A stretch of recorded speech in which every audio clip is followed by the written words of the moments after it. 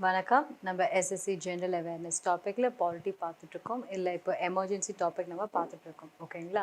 So எமர்ஜென்சியில் பார்க்கும்போது நமக்கு already பார்த்தோம், நேஷனல் எமர்ஜென்சி, ஸ்டேட் எமர்ஜென்சியில் பார்த்தோம். ஸோ இந்த நேஷனல் எமர்ஜென்சி எப்படி இவங்க ஃப்ளோட் பண்ணுறாங்கிற ப்ராசஸில் நம்ம ஸ்டார்ட் பண்ணோம். பட் அதை பற்றி இப்போ நம்ம டீட்டெயிலாக பார்க்க போகிறோம். ஸோ இப்போ நேஷனல் எமர்ஜென்சின்னு பார்க்கும்போது ஃபர்ஸ்ட் இது பிரசிடென்ட் தான் லான்ச் பண்ணுவார், கரெக்டுங்களா?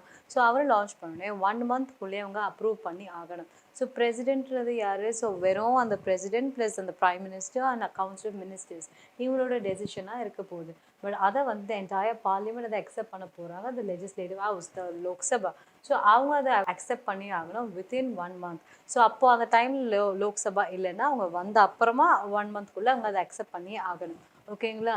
ஸோ இதுதான் வந்து 1 மந்த் அப்ரூவல். ஸோ அந்த அக்செப்ட் பண்ண அப்புறமா 6 மந்த்ஸ்க்கு அந்த எமர்ஜென்சி இருக்க போகுது. ஓகே, ஸோ 1 மந்த் அப்ரூவல் இருக்க வரையும் அது இருக்க போகுது, ப்ளஸ் 6 மந்த்ஸ் வரையும் அந்த எமர்ஜென்சி இருக்க போகுது. அதுக்கப்புறம் it can be extended for an indefinite period of time. So அதுக்கப்புறம் இவ்வளோ தான் இருக்கணும் அவ்வளோ தான் இருக்கணும்னு கிடையாது, அது எவ்வளோ நாள் வேணால் இருக்கலாம். But for every 6 months again it has to be passed again. ஓகேங்களா? ஸோ ஃபார் எவ்ரி 6 months வந்து அந்த பார்லிமெண்ட்டோட அப்ரூவல் இருக்கணும். ஸோ லைஃப் லாங் அப்படியே இருக்கணும்னு கிடையாது. ஸோ ஃபார் எவ்ரி 6 months வந்து பார்லிமெண்ட் அப்ரூவ் பண்ணணும். அந்த 6 monthsக்கு அப்புறம் அவங்க அப்ரூவ் பண்ணலன்னா அதோட அந்த எமர்ஜென்சி முடிஞ்சு போயிடும். So 1 + 6 + indefinite period. ஸோ இதுதான் வந்து நமக்கு இங்கே தெரியணும். ஓகே, ஸோ இதுதான் நமக்கு தெரியணும். இதான் வந்து ஆர்டிகல் 352. ஓகே, ஸோ 358 வந்து என்ன சொல்லுதுன்னா, only article 19 will be suspended in terms of external emergency. So எதாவது எக்ஸ்டர்னல் எமர்ஜென்சி இருக்கும் போது ஆர்டிகல் 19 மட்டும் தான் வந்து அங்கே சப்சைட் ஆக போகுது. அதை மட்டும் தான் நீங்கள் சஸ்பெண்ட் பண்ண முடியும். என்ன இந்த article 19? Freedom of speech, freedom of expression, freedom of association, கும்பலாக நிற்கிறது, எல்லாம் ஒன்றா பேசுறது, அந்த டைமில் வந்து எதிர் டாப்பிக்கில் நம்ம பேசுகிறது, அதெல்லாம் பண்ணவே கூடாது. எமர்ஜென்சின்னு சொன்னால் எல்லாருமே கவர்மெண்ட் என்ன சொல்கிறோம் அதை கப்ஷப்னு நம்ம ஃபாலோ பண்ண போகிறோம். ஸோ அதுதான் சொல்கிறதா வந்து ஆர்டிகல் 358. ஓகே, 359 என்ன சொல்லுதுன்னா, all the fundamental rights will be suspended, both internal and external emergency. So fundamental rights அப்போ என்ன இருக்க போகுது? எல்லா ரைட்டுமே உங்களுக்கு சஸ்பெண்ட் ஆக போகுது. பட் இந்த எக்ஸ்டர்னல் எமர்ஜென்சி அப்போ வெறும் ஒரே ஒரு ஆர்டிக்கல் மட்டும்தான் வந்து உங்களுக்கு வந்து அந்த ஆர்டிகல் 19 மட்டும் தான் சஸ்பெண்ட் ஆக போகுது. விச் மீன்ஸ் ஆர்டிகல் 20, 22 இதை பற்றிலாம் நம்ம பேசுவோம், இந்த ரைட் டு லைஃப், அதுக்கப்புறம் right against preventive detention, right against conviction. So இதெல்லாம் வந்து உங்களுக்காக எக்ஸ்டர்னல் எமர்ஜென்சி அப்போ சஸ்பெண்ட் பண்ண மாட்டாங்க அப்படின்னு சொல்கிறது தான் இது. பட் ஃபண்டமெண்டல் ரைட்ஸ் வந்து நமக்கு வந்து அந்த டைமில் ஹோல்டாக இருக்க போகுது. ஸோ இதை வந்து ஆர்டிகல் 359. ஓகே, ஸோ 356 என்ன சொல்ல போகுது? நமக்கு ஸ்டேட் எமர்ஜென்சிஸ் தெரியும். ஸோ இங்கே வந்து பார்த்தீங்கன்னா, president issues a proclamation if he is satisfied that the government of the state cannot be handled with the provisions of the constitution. So அங்கே வந்து உங்களுக்கு கவர்மெண்ட்டால் நடத்த முடியல, ஸ்டேட் கவர்மெண்ட்டில் அங்கே கவர்மெண்ட்டே இல்லை, லெஜிஸ்லேட்டிவ் அசம்பிளியே இல்லை, அவங்க யாருமே ஆட்சியே அமைக்கலை, there's any problem அப்படின்னு கவர்னர் சொல்லி அதை பிரசிடென்ட் கன்வின்ஸ் ஆகிட்டாருன்னா அப்போதான் வந்து 356 ஆர்டிக்கல் கொண்டு வர போகிறாங்க. ஓகே, ஸோ 365 என்ன சொன்னேன்? whenever a state fails to comply with the orders given by the central government or according to the constitution, அதுபடி இவங்க நடந்துக்கல அப்படின்னா அதுதான் வந்து ஆர்டிகல் 365. அப்போ வந்து திருப்பி கவர்னர் வந்து இங்கே கம்ப்ளைண்ட் பண்ணுவார். கவர்னர் கம்ப்ளைண்ட் பண்ணி பிரசிடென்ட் அதை நம்பிட்டாருன்னா, அதை அவர் ஒத்துக்கிட்டாருன்னா, அப்போ வந்து நமக்கு பிரசிடென்ட் வந்து ஆர்டிகல் 365 மூலிமா பிரசிடென்ட் ரூல் நமக்கு கொண்டு வர போகிறாங்க. ஓகே, ஸோ பிரசிடென்ட் ரூல் இங்கே பார்த்தீங்கன்னா it will be approved by both the house of the parliament within 2 months of the date of issue. National emergency முன்னாடி 2 months இருந்துச்சு, அப்புறம் அது 1 month ஆக்கிட்டாங்க. பட் பிரசிடென்ட் ரூல் ஸ்டேட் வந்து வித்தின் 2 monthsக்குள்ளே இவங்க அப்ரூவ் பண்ணால் போதும். யார் அப்ரூவ் பண்ணணும்? பார்லிமெண்ட்டில் அவங்க அப்ரூவ் பண்ணணும். ஸோ எந்த ஸ்டேட்டில் ரூல் கொண்டு வந்தாலும், அந்த பிரசிடென்ட் ரூல் கொண்டு வந்தாலும் அதை வந்து பார்லிமெண்ட் தான் அப்ரூவ் பண்ண போகிறாங்க within 2 months of the date of issue. ஓகேங்களா? ஸோ இங்கே வந்து 2 months இருக்க போது, அது 6 monthsக்கு தான் வேலிடாக இருக்க போது. அங்கே நம்ம பார்த்தோம் இன்டெஃபினிட் பீரியட், இங்கே அப்படி கிடையாது. மேக்ஸிமம் 3 years வரையும் தான் அதை நீங்கள் எக்ஸ்டெண்ட் பண்ணலாம். அகைன் வித் எவ்ரி 6 months நீங்கள் அப்ரூவல் பண்ணி நீங்கள் அதை எக்ஸ்டெண்ட் பண்ண போகிறீங்க. So 2 months, 6 months and 3 years நீங்கள் பண்ண போகிறீங்க. Approval of the parliament every 6 months நமக்கு தெரியும். அண்ட் இங்கே பார்த்தீங்கன்னா Bommai case is very very important for president's rule in states. So அவங்க என்ன சொல்லுவாங்க, 1994 என்ன சொல்லுவாங்கன்னா, பிரசிடென்ட்ஸ் ரூல் வந்து சும்மாலாம் நீங்கள் பண்ண பண்ணக்கூடாது. அதை வந்து it will be subject to judicial review. So பொம்மையார் கர்நாடகாவோட சிஎம்மாக இருந்தார். ஸோ அவரோட ரூலை வந்து அங்கே கலைச்சிருப்பாங்க. ஸோ அவர் அங்கே ஹைகோர்ட்டுக்கு போராடி இருப்பார். அங்கே அவருக்கு எந்த ஜஸ்டிஸ் கிடைச்சிருக்காது. சுப்ரீம் கோர்ட்டில் போராடி இருப்பார். அவருக்கான ஜஸ்டிஸ் கிடைச்சிருக்கும். ஸோ அதனால அவங்களுக்கு என்ன பண்ணுவாங்கன்னா அந்த ரூல் மூலியமாக தான் வந்து இப்போ வந்து நம்ம ஊர்லலாம் பிரசிடென்ட்ஸ் ரூலோட இன்சிடென்ட்ஸ் வந்து குறைஞ்சி போச்சு. முன்னாடிலாம் அடிக்கடி பிரசிடென்ட்ஸ் ரூல் போட்டுட்டு இருந்தாங்க. இப்போ அது குறைஞ்சி போச்சு பிகாஸ் இந்த மாதிரி ஒரு இம்பார்ட்டன்ட் லேண்ட்மார்க் ஜட்மெண்ட்னால. Okay, so Bommai case of 1994 உங்களுக்கு தெரியணும். ஓகே, ஸோ நம்ம நெக்ஸ்ட் டாபிக் பார்க்கலாம். கான்ஸ்டியூஷனல் பாடிஸ், இதெல்லாம் ரொம்ப ரொம்ப இம்பார்ட்டன்ட். ஸோ இந்த மாதிரி பாடிஸ்லாம் வந்து அவங்க எந்த ஆர்டிக்கல் உங்களுக்கு தெரியணும், அவங்களோட சேர்மன் யாருன்னு தெரியணும், அவங்களோட டேர்ம் டென்யூர், இதை பற்றிலாம் நமக்கு பேசிக்ஸ் தெரிஞ்சால் போதும். ஓகே, ஸோ ஃபர்ஸ்ட் நமக்கு தெரியணும் comptroller and auditor general of India. So comptroller and auditor general of India தான் chief audit and accounts officer of India நமக்கு தெரியும். So is under article 148. Okay, so இவங்களோட டேர்ம் என்னது 6 years term or 65 age, which ever is earlier, அவங்க வந்து அப்போ resign பண்ணி ஆகணும். Okay, so he is the head of the இந்தியாவோட audit and accounts department. So இவரை தான் வந்து அம்பேத்கர் சொல்கிறார் is the most important officer under the Constitution of India. Constitution படியே ரொம்ப ரொம்ப இம்பார்ட்டன்டான ஆஃபீஸர் இவர் தான் சொல்கிறாரு. So he is appointed by the president, கரெக்டுங்களா? So he is appointed by the president and he is also removed by the president. Okay, so அவரே நினச்சா ரிசைன் பண்ணலாம் or he is also removed by the president, just like the manner of Supreme Court judge. So Supreme Court judge நீங்கள் எப்படியெல்லாம் remove பண்ணுவீங்களோ அதே மாதிரி தான் நீங்கள் எப்படி ரிமூவ் பண்ண போகிறீங்க. ஸோ Supreme Court judge நீங்கள் எப்படி ரிமூவ் பண்ணுவீங்க, both the house of the parliamentல அதை பாஸ் பண்ண போகிறீங்க with special majority. ஸோ ரெண்டு பேருமே கன்வின்ஸ் ஆனால் மட்டும்தான் in terms of special majority மூலியமாக தான் இவங்களை வந்து ரிமூவ் பண்ண போகிறீங்க. ஸோ எதுக்காக ரிமூவ் பண்ண போகிறீங்க, ரெண்டே கிரவுண்ட் தான், for proved misbehavior or incapacity.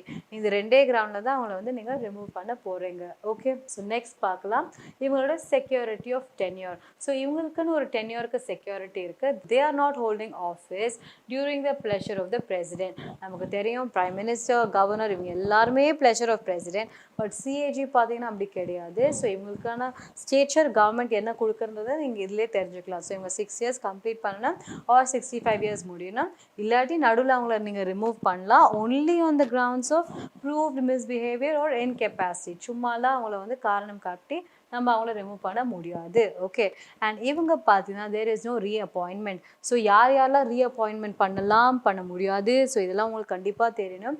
ஏன்னா நீங்கள் நிறைய கன்ஃபியூஸ் ஆவீங்க. ஸோ நீங்கள் முன்னாடியே அதை எழுதி வச்சுக்கிட்டீங்கன்னா நீங்கள் அதை ரிப்பீட்டடாக படிக்கும்போது உங்களுக்கு அது பதிஞ்சிடும். ஓகே, ஸோ சிஏஜியை நீங்கள் திருப்பி ரீஅப்பாயின்மெண்ட் பண்ண முடியாது. அவர் தான் ஆடிட்டரில் அவர் நிறைய வேலை பார்த்துட்டாரு.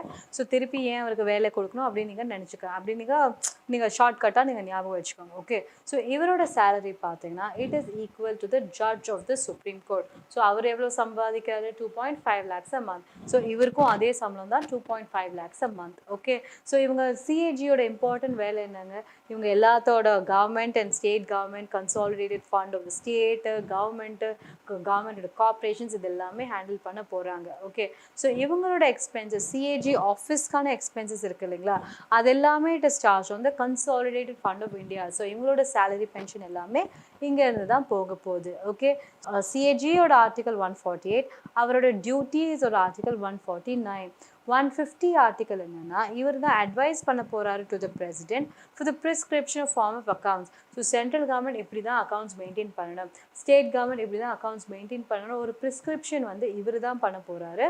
ஸோ அதுபடி தான் central government and state government அவங்களோட அக்கௌண்ட்ஸை மெயின்டைன் பண்ண போகிறாங்க. ஓகே, அண்ட் ஆர்டிகல் 151 என்ன சொல்லுதுன்னா he submits his audit report to the president. So இவர் தான் இவரோட ஆடிட் ரிப்போர்ட்டை எவ்ரி இயர் வந்து கவர்மெண்ட்காக கொடுக்க போகிறாரு. யார்கிட்ட கொடுக்க போகிறாரு, பிரசிடென்ட் கிட்ட கொடுக்க போகிறாரு. ஓகேங்களா, ஸோ நெக்ஸ்ட் வந்து நம்ம பார்க்குறோம் ஆர்டிகல் 279. ஸோ இவர் என்ன சொல்கிறாருன்னா he ascertains a certain net profits, net proceeds of any tax or duty. So எல்லா ஜிஎஸ்டி எல்லா டேக்ஸ் மூலிமா என்ன நெட் வருது, ஸோ அதை வந்து பிரித்து கொடுக்கறதெல்லாம் ஃபினான்ஸ் கமிஷன் பார்த்துப்பாங்க, அதெல்லாம் ஆடிட் பண்ணுறது தான் இவர் பார்க்க போகிறாரு. ஓகேங்களா, so he is an agent of the parliament நமக்கு தெரியும், and he is responsible only to the parliament. So அவர் என்ன தான் ஸ்டேட் கவர்மெண்டோட கன்சாலிடேட்டட் ஃபண்ட்ஸ் அண்ட் எல்லாரோட கார்பரேஷன் ஃபண்ட்ஸில் ஹேண்டில் பண்ணாலும் he is accountable only to the parliament and he is responsible only to the parliamentன்றதை நம்ம பார்க்குறோம். ஓகே, ஸோ நம்ம நெக்ஸ்ட் டாபிக் போகலாம், attorney general of India. So CAG எப்படி ஆடிட்க்கு அவர் தான் வந்து ஹையஸ்ட் அத்தாரிட்டி, இவங்க வந்து அட்டார்னி ஜெனரல் வந்து லீகல், ஸோ லா ஆஃபீஸராக இவர் தான் இருக்கார் for the central government. Okay, so attorney ஜெனரல்னா சென்ட்ரல் சார் advocate generalனா state இது okay so attorney general so இவருக்கான ஆர்டிக்கல் என்ன ஆர்டிக்கல் 76 ஓகே அது ஆர்டிக்கல் 148 இது வந்து ஆர்டிக்கல் 76 ஸோ இவங்க எல்லாமே பார்ட் 5ல தான் வராங்க ஸோ இவரை யார் அப்பாயின்மெண்ட் பண்ணுவாங்க பிரசிடென்ட் தான் அப்பாயின்மெண்ட் பண்ண போகிறாங்க okay so he is qualified to be appointed as a judge of the Supreme Court. So நீங்கள் யார் அட்டார்னி ஜெனரல் ஆஃப் இந்தியாவை ஆக்குவீங்க so he should have the same qualification as the judge of the Supreme Court. Judge of the Supreme Courtனா என்னவா இருக்கணும் அதுக்கான qualifications என்ன நீங்கள் ஹைகோர்ட்டில் ஜட்ஜாக இருக்கணும் ஃபார் 5 years ஒரு ஹைகோர்ட்டில் அட்வொகேட்டாக இருக்கணும் ஃபார் 10 years ஆர் நீங்கள் ஒரு எமினன்ட் ஜூரிஸ்டாக இருக்கணும் in terms of opinion of the president so இதெல்லாம் தான் வந்து இவங்களோட கண்டிஷன்ஸ் ஓகே ஸோ இவரோட டேர்ம் பார்த்தீங்கன்னா நம்ம அவருக்கு தெரியும் 6/65 நம்ம பார்த்தோம் சிஏஜி பட் அட்டார்னி ஜெனரலோட டேர்ம் பார்த்தீங்கன்னா it is not fixed by the constitution so he holds office during the pleasure of the president so president எப்போ சொன்னாலும் அவர் அப்பாயின்மெண்ட் ஆவார் பிரசிடென்ட் எப்போ சொன்னாலும் அவர் ரிசைன் பண்ணணும் okay so and he is also remove by the president so அவர் தான் அவரை ரிமூவ் பண்ண போகிறாரு அண்ட் இவரும் வந்து தனியாக ரெசிக்னேஷன்ஸ் கொடுத்தும் ரிமூவ் பண்ணலாம் okay so he is the chief law officer of the government of India and is not a full time council of India so full time வந்து கவர்மெண்ட்க்கு தான் இருக்கணும்னு அவசியம் இல்லை he can do private practice also okay so he is not a government servant so CAG எப்படி ஒரு government சர்வெண்ட்டோ இவர் அந்த மாதிரி ஒரு கவர்மெண்ட் சர்வெண்ட் கிடையாது so he is not a government servant and he is not a full time Council of the Government of India ஓகேங்களா and he is not debarred from private legal practice so இவர் தனியாக இவருக்கான practice பண்ணிக்கலாம் okay he is not a member of the central cabinet obviously our central cabinetலாம் ஒரு மெம்பரே கிடையாது and he gives advice to the government of India on any legal matters prescribed to him so government இவர்கிட்ட உங்களோட suggestion என்ன உங்களோட opinion என்ன அப்படின்னு கேட்குறாங்களோ அதுக்கு இவர் பதில் சொல்லி தான் ஆகணும் ஸோ அதுதான் இவரோட வேலையாக இருக்க போகுது ஸோ இவர் வந்து என்ன பண்ணுவார்னா he appears on behalf of government of India in all the cases இப்போ கவர்மெண்ட் ஆஃப் இந்தியா மேலே யாராவது கேஸ் போட்டாங்கன்னா அங்கே யார் வந்து நிற்பாங்க பிரைம் மினிஸ்டர் நிற்பாங்களா கிடையாது பிரசிடென்ட் நிற்பாங்களா கிடையாது கவர்மெண்ட் ஆஃப் இந்தியானா அவரோட சோல் ரெப்ரஸன்டேட்டிவ் யாரை இருக்க போகிறான்னா இவர் தான் இருக்க போகிறார் ஸோ இவர் தான் வந்து அங்கே நிற்க போகிறாரு so he will appear on all those cases ஓகேங்களா ஸோ இவர் இருக்கும்போது இவருக்கு இவ்வளோ பொசிஷன் இருக்கும்போது so he has the right of audience in all the courts in India எல்லா court high court district court எந்த கோர்ட்டில் எந்த பிரச்சனை இருந்தாலும் he has a right to audience and இவர் நினச்சா அங்கே போய் வந்து he can go and stand there and he can visit he can listen to the judgments ஓகேங்களா he has a right of audience in all the courts in India and he has a right to speak in both the houses of parliament so court மட்டும் கிடையாது லெஜிஸ்லேச்சர்லேயே அவர் போய் உட்காரலாம் but ஓட்டு தான் போட முடியாதே தவிர he can just go and sit and discuss okay he can speak ஓகேங்களா ஸோ இதுதான் வந்து attorney general of India so இவருக்கு கீழே ஹெல்ப் பண்ணுறவங்க தான் சாலிசிட்டர் ஜெனரல் ஆஃப் இந்தியான்னு சொல்கிறோம் he assist the attorney general of India so இவருக்கு கீழே வந்து பார்த்தா அடிஷ்னல் சாலிசிட்டர் ஜெனரலும் இருக்காங்க ஓகே ஆர்டிகல் 76 வந்து இதை பற்றியெல்லாம் பேசலாம் ஆர்டிகல் 76 வந்து வெறும் அட்டார்னி ஜெனரல் பற்றி மட்டும்தான் பேசுகிறாங்க சாலிசிட்டர் ஜெனரலாக it's just a conventional practice okay so நம்ம நெக்ஸ்ட் பார்க்குறோம் advocate general of India so advocate general of India நம்ம என்ன பார்த்தோம் ஸ்டேட் கவர்மெண்ட்ஸாக இருந்தாங்கன்னா அவங்கள தான் நம்ம வந்து அட்வொகேட் ஜெனரல் நம்ம பார்க்குறோம் கரெக்ட் ஸோ அட்வொகேட் ஜெனரல்னு பார்த்தீங்கன்னா he comes under article 165 okay அங்கே 76 பார்த்தோம் அது அப்படியே 90 நீங்கள் ஆட் பண்ணுங்கள் ஸோ இதுதான் வந்து 165 ஆர்டிக்கலில் தான் நம்ம அட்வொகேட் ஜெனரலில் பார்க்குறோம் so he comes under part 6 so central கவர்மெண்ட்னா பார்ட் 5 தெரியும் so attorney general part 5 so state கவர்மெண்ட்னா பார்ட் 6 தெரியும் ஸோ அட்வொகேட் ஜெனரல் பார்ட் 6 ஓகேங்களா so he is the highest law officer of the state so state கவர்மெண்ட்டோட பற்றி எதாவது cases represent பண்ணணும்னா இவர் தான் வந்து நிற்க போகிறாரு okay so he is qualified as a judge of the high court so அங்கே எப்படி he should be qualified as a judge of supreme கோர்ட்டுன்றது நம்ம பார்த்தோமோ இங்கே வந்து he should be qualified as a judge of the high கோர்ட்டுன்றது நம்ம பார்க்க போகிறோம் ஸோ இங்கே ஹை கோர்ட்டோட ஜட்ஜோட குவாலிஃபிகேஷன் என்ன அவர் ஜுடிஷியல் ஆஃபீஸர் இருக்கணும் ஃபார் 10 years ஒரு அட்வொகேட் ஆஃப் ஹை கோர்ட்டாக இருக்கணும் ஃபார் 10 years இது ரெண்டு தான் கண்டிஷன் இல்லை நீங்கள் எதுவாக இருந்தாலுமே நீங்கள் வந்து இங்கே வந்து அட்வொகேட் ஜெனரலாக ஆகலாம் ஓகே ஸோ இவருக்கு வந்து he has a privileges of MLA அங்கே அவருக்கு எப்படி ப்ரிவிலேஜஸ் ஆஃப் எம்பி இருக்கோ இங்கே வந்து he has a privileges of an எம்எல்ஏன்றதை நீங்கள் பார்க்கலாம் ஸோ இவரை யார் அப்பாயின்மெண்ட் பண்ணுவாங்க கவர்னர் ஸோ நமக்கு தெரியும் பொதுவாக அங்கே எல்லாமே பிரசிடென்ட் தான் அப்பாயின்மெண்ட் பண்ணுவாங்க இங்கே அப்படி கிடையாது இங்கே கவர்னர் தான் அப்பாயின்மெண்ட் பண்ண போகிறாங்க ஓகே ஸோ இவருக்குமே பார்த்தீங்கன்னா term is not fixed very important okay and இங்கே பார்த்தீங்கன்னா இவரோட grounds for removal is not fix so governor நினச்சா அவங்கள வந்து அவங்க ரிமூவ் பண்ணலாம் ஓகே ஸோ நம்ம நெக்ஸ்ட் பார்க்குறோம் election commission. Okay, so election நம்ம ஆல்ரெடி சிஏஜி பார்த்தோம், அட்டார்னி ஜெனரல் பார்த்தோம், அட்வொகேட் ஜெனரல் பார்த்தோம்.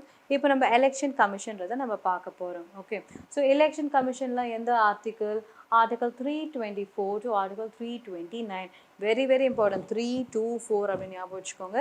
324 டு ஆர்டிகல் 329. இவங்க எந்த பார்ட்டில் வராங்க? Part 15. Very very important. Part 14ல் தான் நம்ம யூபிஎஸ்சி அவங்களாம் பார்ப்போம்.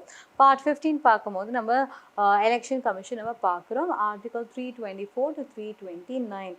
ஓகே, ஸோ இவங்களோட டேர்ம் பார்த்தீங்கன்னா 6/65 இயர்ஸ். ஸோ நம்ம சிஏஜிக்கு என்ன பார்த்தோமோ அதே தான் எலெக்ஷன் கமிஷனுக்கும் பார்க்க போகிறோம். ஸோ இவங்களோட டேர்ம் 6 இயர்ஸ் டென்யூர் இருக்கலாம், or 65 age, which ever is earlier. அவங்க அப்போ ரிசைன் பண்ண போகிறாங்க.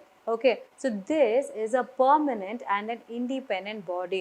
ஸோ இவங்க பர்மனெண்ட், இவங்களை நம்மளால் கழிக்கவே முடியாது. And it's an independent body. இவங்களை மற்றவங்க யாருமே நினச்சபடியில் இவங்களை உடனே மாற்ற முடியாது. தேர் கான்ஸ்டியூஷன் பாடி இல்லைங்களா? ஸோ கான்ஸ்டியூஷனல் பாடி எல்லாருக்குமே அதிகமான பவர்ஸ் உண்டு. ஸோ இவங்களும் அதே வரிசையில் ரொம்ப பர்மனெண்ட்டாக இருக்காங்க அண்ட் இண்டிபெண்ட்டாகவும் இவங்க இருக்காங்க. கரெக்ட். இவங்களை ஏன் நம்ம பர்மனெண்ட் சொல்கிறோம்? இப்போ அட்டார்னி ஜெனரல் நம்ம நினச்சா இவங்களை மாற்றலாம். ஸோ அந்த மாதிரி இவங்களை அப்படி மாற்ற முடியாது. இவங்களுக்கான டென்யூர் இருக்குது, இவங்களுக்கான மோரல் செக்யூரிட்டி ஆஃப் டென்யூர் இருக்குது. ஸோ இவங்க தேர் மோர் ஸ்டேபிள். கரெக்டுங்களா? அது நமக்கு தெரியணும். ஸோ இவங்க எப்போதுலேருந்து இருக்காங்க? சின்ஸ் 1950லேருந்து இருக்காங்க. நம்ம அப்போ தானே கான்ஸ்டியூஷன் கொண்டு வந்தோம். ஸோ அதுக்கப்புறம் தான் நம்ம எலெக்ஷன்லாம் கொண்டு வர போகிறோம். ஸோ அதனால அப்போதுலேருந்து இவங்க இருக்காங்க. ஓகே, ஸோ இந்த எலெக்ஷன் கமிஷன் யாரோட எலெக்ஷன்லாம் நடத்த போகிறாங்க? Election to the parliament, election to the state legislature, election of president and election of vice president. இவங்க எல்லாரோட எலெக்ஷன்ஸ் இவங்க தான் நடத்த போகிறாங்க. ஓகே, ஸோ இவங்களோட காம்போசிஷன் என்னென்னு பார்த்தீங்கன்னா 1+2 members, that is chief election officer plus கீழே இருக்க 2 பேர் எலெக்ஷன் ஆஃபீஸர். 1989க்கு அப்புறம் தான் இந்த 2 பேர் எக்ஸ்ட்ராவாக சேர்த்துருப்பாங்க. அது வரையும் பார்த்தீங்கன்னா வெறும் ஒரே ஒரு எலெக்ஷன் ஆஃபீஸர் தான் இருந்தாங்க. அவர் கீழே நிறைய ஸ்டாஃப்ஸ் இருந்தாங்க. ஓகேங்களா? ஸோ இங்கே பார்த்தீங்கன்னா இவரோட salary and powers equal to supreme court judge. So நம்ம ஆல்ரெடி பார்த்தோம் சிஏஜியோட பவர்ஸ் அண்ட் சேலரி கூட equal to supreme court judge. அதே மாதிரி தான் எலெக்ஷன் கமிஷனோட powers and salary is equal to supreme court judge. So இங்கே நமக்கு தெரியுது இவங்க 3 பேருமே எவ்வளோ கான்ஸ்டியூஷனலி ஒரு இம்பார்ட்டண்ட்டான பாடிஸ்ன்றது இங்கே நமக்கு தெரியணும். ஸோ சிஏஜி ஆடிட் ரொம்ப இம்பார்ட்டன்ட், இந்த சைட் எலெக்ஷன் ரொம்ப இம்பார்ட்டன்ட், இந்த சைட் ஜட்ஜ் இவங்களும் ரொம்ப ரொம்ப இம்பார்ட்டன்ட். ஸோ இவங்க 3 பேருமே இம்பார்ட்டன்ட் ஸ்டேட்டஸில் நம்ம கான்ஸ்டியூஷன் இவங்களுக்கு கொடுத்துருக்காங்க. ஓகே, ஸோ இவங்களோட சர்வீஸ் அண்ட் டென்யூர் எல்லாமே பிரசிடென்ட் தான் ஃபிக்ஸ் பண்ண போகிறாங்க. And service and tenure it is determined by the president. 1950லேருந்து 15th of October 1989 வரைக்கும் பார்த்தீங்கன்னா they were just a single member body. கரெக்டுங்களா? அந்த 1+2ன்றதே கிடையாது. அவங்க வெறும் சிங்கிள் மெம்பர் பாடியாக தான் இருந்தாங்க. அதுக்கப்புறம் தான் 1989க்கு அப்புறம் தான் ஏன் அப்படி பண்ணாங்க? அப்போ தான் ஓட்டிங் ஏஜை நமக்கு 21 18 குறைச்சாங்க. கரெக்ட். அது வரையும் ஓட்டிங் ஏஜ் மினிமம் 21 இயர்ஸ் தான் ஓட்டு போடலாம். அதுக்கப்புறம் தான் 18 இயர்ஸாக குறைச்சாங்க 1989ல். ஸோ அதுக்கப்புறம் தான் இதுவும் பண்ணியிருப்பாங்க. ஸோ 1லேருந்து 2 மெம்பர்ஸை எக்ஸ்ட்ராவாக ஆட் பண்ணிவிட்டு ஸோ 3 மெம்பர் பாடியை அவங்க மாற்றினாங்க. Okay, so they can resign or be remove on the grounds as a judge of the supreme court. So இவங்க எப்படி அப்பாயின்மெண்ட், எப்படி இவங்க சேலரி, எப்படி இவங்க டென்யூர் எப்படி சுப்ரீம் கோர்ட் மாதிரியே இருக்கோ, இவங்களோட ரெசிக்னேஷன் ப்ராசஸும் அதே மாதிரி தான் இருக்க போகுது. இவங்களோட ரிமூவல் ப்ராசஸும் சுப்ரீம் கோர்ட் ஜட்ஜ் மாதிரியே தான் இருக்க போகுதுன்றது நமக்கு தெரியணும். Okay, so next and so they do not hold office during the pleasure of the president. So pleasure of the president இப்போ அட்டார்னி ஜெனரல் மாதிரி ஜஸ்ட் லைக் தான் நீ போப்பானா நம்மளால் போக முடியாது. ஸோ இவங்களுக்கும் எப்படி இவங்களுக்கு தனியாக ஸ்பெஷல் மெஜாரிட்டி 2 ஹவுஸ்லையும் பாஸ் பண்ணணும். அப்படி பாஸ் பண்ணால் மட்டும்தான் இவங்களால் ரிமூவ் பண்ண முடியும். ஜஸ்ட் லைக் தட் அவங்களால பண்ண முடியாது. ஓகே, ஸோ நெக்ஸ்ட் நம்ம பார்க்குறேன். ஸோ இவங்களுக்கான குவாலிஃபிகேஷன்ஸ் ப்ரிஸ்கிரைப் பண்ணலை. ஸோ மற்றவங்களுக்கு எப்படி நீங்கள் judge of the supreme court மாதிரி குவாலிஃபிகேஷன்ஸ் இருக்கணும், நீங்கள் இதெல்லாம் குவாலிஃபிகேஷன்ஸ் இருக்கணும்னு சொல்கிறாங்களோ, இங்கே அந்த மாதிரி குவாலிஃபிகேஷன்ஸ்லாம் இவங்க யாருமே ப்ரிஸ்கிரைப் பண்ணலை. ஓகே, ஸோ இங்கே பார்த்தீங்கன்னா இவங்களோட பவர் ஆஃப் எலெக்ஷன் கமிஷன் பார்த்தீங்கன்னா they have administrative powers, they have advisory powers and they have quasi judicial powers. So அட்மினிஸ்ட்ரேட்டிவ்னா இவங்க தான் எலெக்ஷன் நடத்த போகிறாங்க. அட்வைசரினா எலெக்ஷனில் ஏதாவது ஒரு ப்ராப்ளம் இருக்குது, ஏதாவது ஒரு கான்ட்ரவர்சிஸ் இருக்குது, இவங்க தான் அட்வைஸ் பண்ண போகிறாங்க to the president. And quasi judicial, so they have the power to try and test. So இந்த மாதிரி பவர்ஸ்லாம் இவங்களுக்கு இருக்குன்றதுனால இவங்க ரொம்ப ஒரு பவர்ஃபுல் கான்ஸ்டிடியூஷனல் பாடியாக இருக்காங்க. அண்ட் இவங்க தான் மாடல் கோட் ஆஃப் காண்டாக்ட் எல்லாம் வந்து கொண்டு வராங்க. கரெக்ட். ஸோ ஒரு எலெக்ஷன் அனௌன்ஸ் பண்ணுறாங்கன்னா அந்த எலெக்ஷன் அனௌன்ஸ்மெண்ட் டேட்டில் இருந்து அந்த போலிங் முடிச்சு ரிசல்ட் வர வரைக்குமே அந்த பார்ட்டிஸ் எப்படியெல்லாம் ஹேண்டில் பண்ணணும், அவங்க எப்படியெல்லாம் பிஹேவ் பண்ணணும், என்னென்னலாம் ரூல்ஸ் ஃபாலோ பண்ணணும், மீடியாவை அவங்க எப்படி யூட்டிலைஸ் பண்ணணும், ஃபண்டை எப்படி யூட்டிலைஸ் பண்ணணும், பப்ளிக் எப்படி யூட்டிலைஸ் பண்ணணும், இது எல்லாத்துக்குமே அவங்க ரூல்ஸ் வச்சுருக்காங்க. ஸோ இந்த ரூல்ஸ் எல்லாம் கொண்டு வரது தான் மாடல் கோட் ஆஃப் காண்டாக்ட். இதெல்லாம் கொண்டு வரது யாருன்னு பார்த்தீங்கன்னா இந்த எலெக்ஷன் கமிஷன் பாடி தான். ஓகே. ஸோ ஸ்டேட் லெவலில் பார்த்தீங்கன்னா ஸோ இப்போ வந்து நமக்கு மேலே எப்படி சீஃப் எலெக்ஷன் கமிஷன் இருக்காரு. ஸோ அதுக்கப்புறம் அதுக்கடுத்து உடனே அடுத்த ஸ்டேட் லெவலில் பார்த்தீங்கன்னா சீஃப் எலெக்டோரல் ஆஃபீஸர் இருப்பார். அவர் தான் ஸ்டேட்டுக்கான ஹெட். ஓகே. டிஸ்ட்ரிக்ட்டுக்கான ஹெட் யார்? கலெக்டர். அதுக்கப்புறம் டிஸ்ட்ரிக்டில் ஒரு கான்ஸ்டியூன்சி ஒரு தொகுதிக்கான ஹெட் யார்? Returning officer. அந்த கான்ஸ்டியூன்சியில் நிறைய போலிங் பூத் இருக்கும். ஸோ அந்த போலிங் பூத்தோட ஹெட் யார்? presiding officer. ஸோ இந்த ஹையரார்கி உங்களுக்கு தெரியணும். Chief election commissioner, chief electoral officer, district collector, returning officer and presiding officer. So இந்த ஹையரார்கி தெரியணும். எலெக்ஷன் மெக்கானிசமில் இவங்க தான் அப்படியே லைனாக வந்து வர போகிறாங்க. ஓகே. ஸோ இதுதான் வந்து எலெக்ஷன் கமிஷன் பாடி. ஸோ நம்ம நெக்ஸ்ட் பார்க்க போகிறோம் யூபிஎஸ்சி. எஜுகேஷன் பார்க்க போகிறோம், அட்மினிஸ்ட்ரேஷன் பார்க்க போகிறோம். ஸோ அட்மினிஸ்ட்ரேஷன் சர்வன்ஸ் யூபிஎஸ்சி அவங்க தான் வந்து இந்த சென்ட்ரல் ரெக்ரூட்டிங் ஏஜென்சி இல்லைங்களா. ஸோ வாட் இஸ் யூபிஎஸ்சின்னு கேட்டிங்கன்னா அந்த ரெக்ரூட்டிங்கிற வார்த்தை தான் கீவேர்ட். ஸோ அதுதான் நீங்கள் எழுத போகிறீங்க. So that is a central recruiting agency. So இவங்க இந்த article 315 to article 323, article 315 to article 323 of part 14. Okay, so they are the central recruiting agency. So இவங்களோட strength எவ்வளோ இருக்க போகுது? 1 ப்ளஸ் அந்த டேஷ். அந்த டேஷ் என்னன்னா பிரசிடென்ட் தான் டிஸ்கஸ் பண்ண போகிறாரு, அவர் தான் டிசைட் பண்ண போகிறாரு மேக்ஸிமம் யூபிஎஸ்சியோட போர்டில் எத்தனை பேர் இருக்கலான்னு. ஸோ இப்போ பார்த்தீங்கன்னா 9 to 11 மெம்பர்ஸ் இருக்காங்க. ஓகேங்களா. ஸோ இவங்களுக்கும் பார்த்தீங்கன்னா there is no qualification prescribed. So யூபிஎஸ்சியோட ஹெட் யார் இருக்கணும், இவங்களுக்கு யார் மெம்பர்ஸ்லாம் யார் இருக்கணும், எந்தெந்த டிபார்ட்மெண்ட் இருக்கணும். ஸோ அது மாதிரி எந்த ஹெட்டுமே வந்து எந்த ப்ரிஸ்கிரிப்ஷனுமே கொடுக்கல. ஒன்று மட்டும்தான் கொடுத்துருக்காங்க. ஸோ அந்த 9 to 11 நம்ம பார்த்தோம் இல்லைங்களா, அதில் 1/2 of the members வந்து 10 years of service இருக்கணும். இதர் இந்த கவர்மெண்ட் ஆஃப் இந்தியாவில் ஆர் கவர்மெண்ட் ஆஃப் ஸ்டேட்டில், சென்ட்ரல் கவர்மெண்ட் ஆர் ஸ்டேட் கவர்மெண்ட்டில் அவங்க 10 years சர்வீஸ் பண்ணியிருக்கணும். எந்த டிபார்ட்மெண்ட் எதுவுமே அவங்க சொல்லலை, எந்த ஒரு பொசிஷன் எதுவுமே சொல்லலை, நீங்கள் 10 years இருக்கணும்னு மட்டும்தான் இவங்க சொல்லியிருக்காங்க. ஸோ எப்பவுமே ஐஏஎஸ் கேடர்ஸ் ரொம்ப சீனியர் ஐஏஎஸ் ஆஃபீஸர்ஸ் தான் இதோட ஹெட்டாக இருக்க போகிறாங்க. It's a conventional practice. Okay. So இவங்களோட டென்யூர் பார்த்தீங்கன்னா 6/65 years. ஸோ இவங்களுக்கான டென்யூர் வந்து கிளியர்லி ப்ரிஸ்கிரைப் பண்ணி கொடுத்துட்டாங்க. ஸோ இவங்க 6 years வரையும் டேர்ம் இருக்க போது நம்ம ஆல்ரெடி பார்த்தோம். சிஏஜிக்கு பார்த்தோம், ஸோ எலெக்ஷன் கமிஷன் பார்த்தோம். அதே மாதிரி தான் இங்கேயும் நம்ம பார்க்குறோம் 6/65 years. ஸோ 6 years உங்கள் டென்யூராக இருக்க போகுது. அண்ட் உங்களோட ஏஜ் வந்து 65 ஏஜ் லிமிட்டாக இருக்க போகுது. So 65 which ever is earlier நீங்கள் அதுக்குள்ளே வந்து நீங்கள் ரிசைன் பண்ண போகிறீங்க. ஓகேங்களா. ஸோ இவங்கள நீங்கள் எப்படி ரிமூவல் பண்ணுவீங்க? ஸோ அதே கிரவுண்ட்ஸ் தாங்க. ஒன்று நீங்கள் இன்சால்வெண்ட் ஆகணும், இல்லாட்டி நீங்கள் தான் பெய்ட் எம்ப்ளாய்மெண்ட் அவுட் சைட் எதாவது இருக்கணும், இல்லாட்டி உங்களுக்கு இன்ஃபார்மேட்டிவ் மைண்டட் பாடி, நீங்கள் சைக்கலாஜிக்கலி ஒரு மென்டலி ரிட்டார்ட் அந்த மாதிரி ஏதாவது ஒரு ஸ்டேட்டஸ் வந்து இருக்கணும். இப்படி எதாவது ஆச்சுன்னா உங்களை வந்து அவங்க ரிமூவ் பண்ண போகிறாங்க. ஸோ இதுதான் வந்து the grounds of removal. Okay. இது யார் உங்களை ரிமூவ் பண்ணுவாங்க? பிரசிடென்ட் தான் ரிமூவ் பண்ண போகிறாங்க. ஓகே. இந்த பர்பிளில் கொடுத்துருக்கேங்க, இது ரொம்ப இம்பார்ட்டண்ட்டுங்க. இது வந்து ரொம்ப important in terms of power allocation. ஓகேங்களா. யார் இப்போ பெருசு இந்த மாதிரி இதே மாதிரி ஆரோ மார்க் வச்சே கொடுப்பாங்க ஸ்டேட்மெண்ட் பேஸ்ட் கொஸ்டின்ஸில். ஸோ நமக்கு வந்து இந்த பவர் அலோகேஷன் வந்து நமக்கு கண்டிப்பாக தெரியணும். ஸோ இது பார்த்தீங்கன்னா UPSC is more powerful than CVC, which is more powerful than Lokpal and which is again more powerful than CBI. So ஏன்னு பார்த்தா UPSC is a constitutional body. Constitutional bodyக்கு தான் அதிக power, more than statutory body or executive resolution body. இவங்க எல்லாருமே விட constitution தான் பெருசு. Because இவங்க ஆல்ரெடி கான்ஸ்டியூஷனில் சட்டப்பூர்வமாக இருக்காங்க before even our parliament came. Okay. So அதனால இவங்களுக்கு ரொம்ப பவர்ஃபுல். அதுக்கப்புறம் தான் சிபிசி. பிகாஸ் சிபிசி ஏன் இவ்வளோ powerful? Because now it is a statutory பாடி. கரெக்டுங்களா. 2003 இவங்க வந்து ஒரு ஸ்டாச்சுட்டரி பாடியாக இருக்காங்க. ஸோ அதனால இவங்க ரொம்ப ஃபேமஸ், இவங்க ரொம்ப பவர்ஃபுல். அதுக்கப்புறம் தான் லோக்பால், அதுக்கப்புறம் தான் சிபிஐ. ஓகே. ஸோ இதுதான் இவங்களோட பவர் ஸ்டேட்டஸ். ஓகே. ஸோ இவங்க வந்து பார்த்தீங்கன்னா ஃபர்ஸ்ட் நமக்கு எப்போத்துலேருந்து இவங்க இருக்காங்க, சென்ட்ரல் பப்ளிக் சர்வீஸ் கமிஷன் 1926லேருந்தே இருக்காங்க.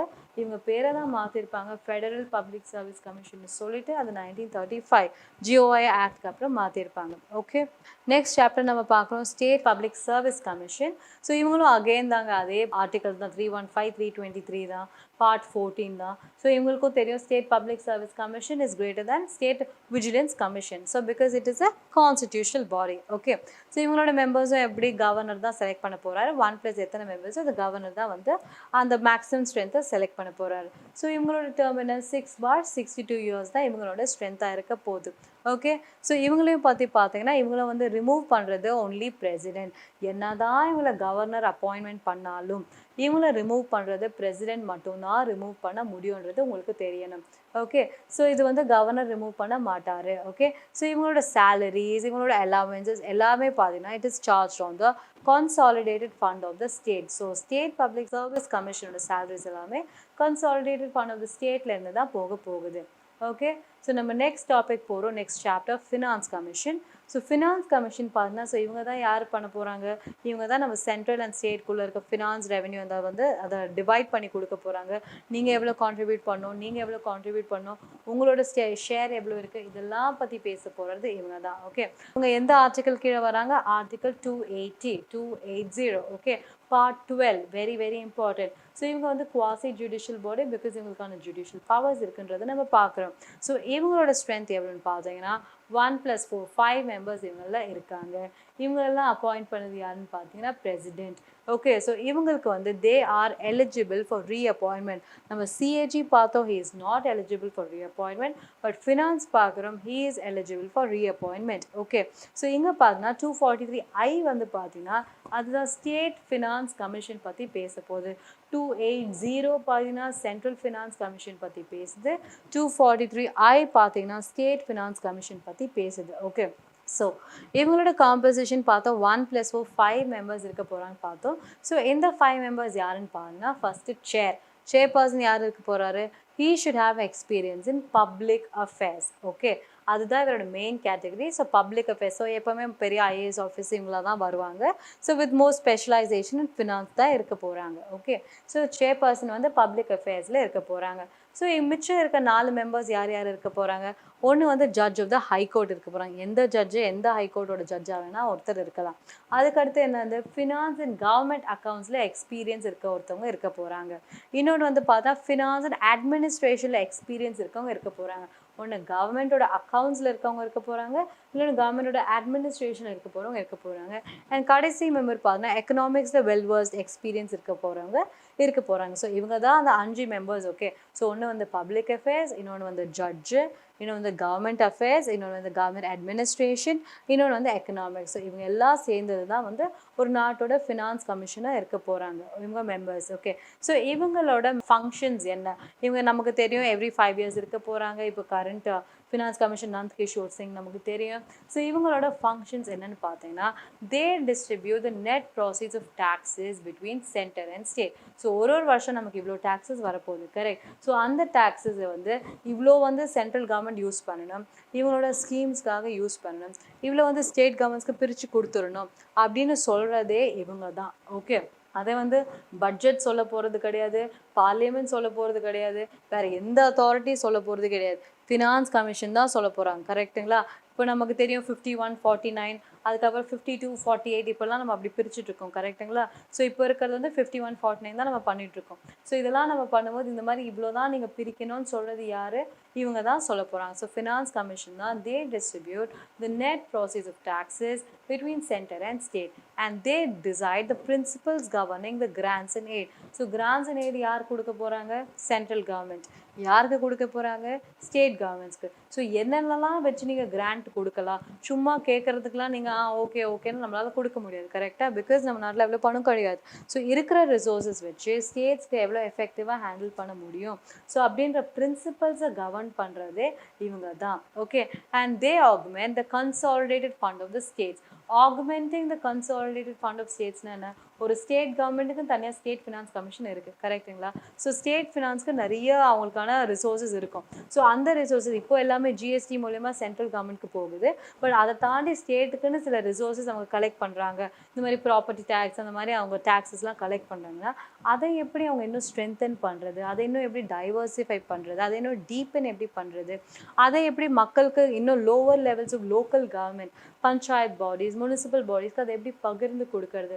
ஸோ இதை பற்றியெல்லாம் வந்து அவங்க வந்து கைடன்ஸ் கொடுக்க போகிறாங்க. ஸோ இதெல்லாம் தான் அவங்களோட இம்பார்ட்டன்ட் ஃபங்க்ஷன்ஸ். ஸோ மிச்ச ஃபங்க்ஷன்ஸில் வந்து நம்ம நெக்ஸ்ட் கிளாஸ்லேருந்து கண்டினியூ பண்ணலாம். Okay, thank you.